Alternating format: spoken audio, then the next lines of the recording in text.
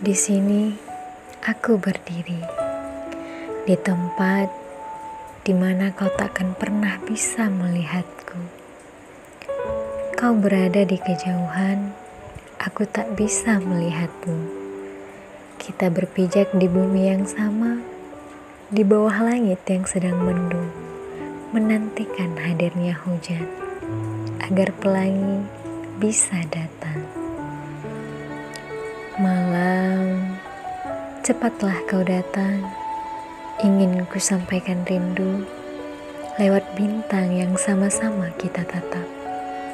Walau raga kita sedang berjauhan, aku percaya bahwa aku selalu hidup di jiwamu.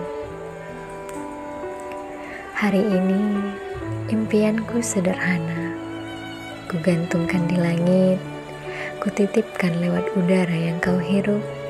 Bisakah kau merasakan hadirku? Aku datang tidak berniat untuk pergi. Aku menetap bahkan sampai nafasku tidak ada lagi. Teruntuk kamu yang selalu mendatangkan rindu, yang selalu mengajarkan arti setia. Bahkan kau pernah bilang, aku adalah wanita yang paling beruntung setelah ibumu.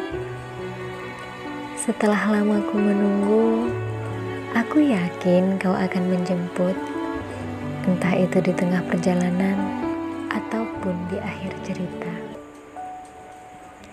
Dan aku hanya ingin kau tahu, kau adalah lelaki yang sangat beruntung setelah ayahku.